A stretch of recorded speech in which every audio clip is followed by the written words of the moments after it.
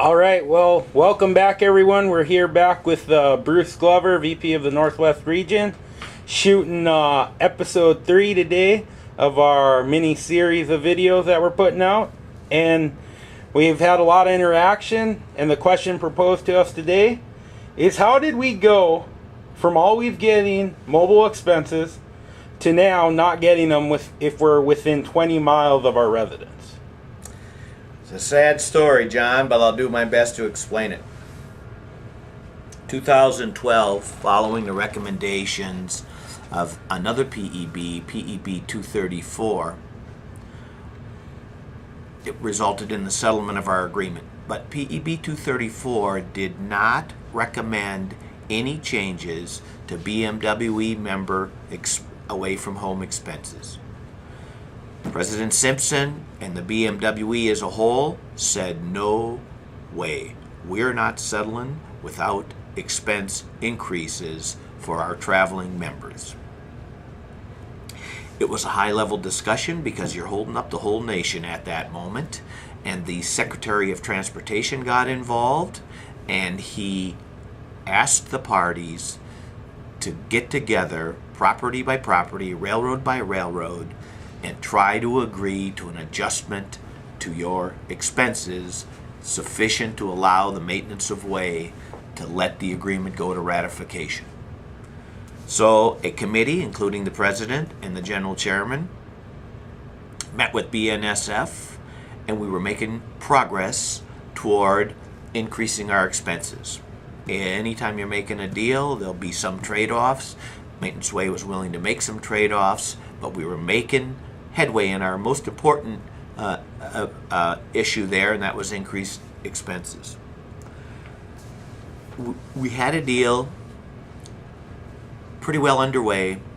The next morning, the railroad came into the bargaining room and said, we heard that another railroad just got its Maintenance Away committee to agree to 50 miles, and you get no expenses unless you're more than 50 miles away from home.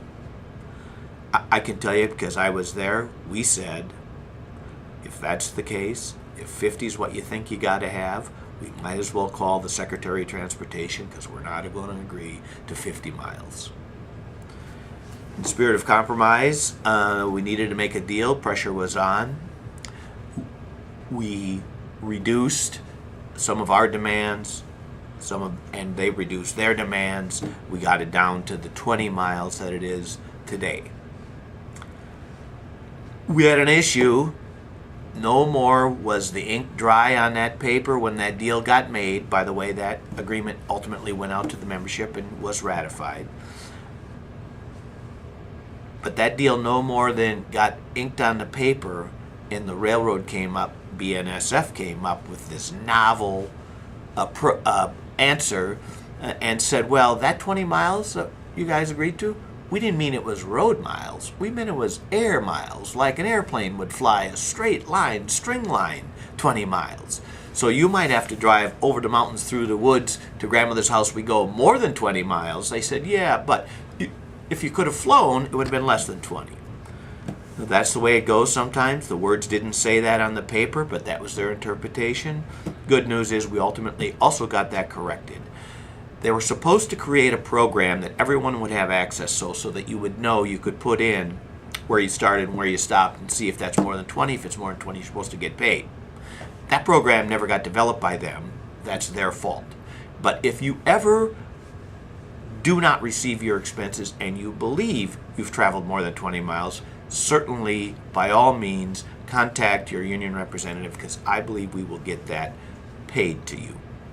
One other thing that you always have to keep track of in that 20 miles, and that is, it's 20 miles from your residence to where you begin your day. And so, on a mobile gang, where you actually start your day is where the measurement has to go. It won't necessarily be to a headquarter point. It will be where the pay starts for the day. So it's your reporting location. That's where the measurement of 20 miles comes in. But unfortunately, that was a trade-off in the deal in 2012 that created the 20 miles. That's the answer to that one, John.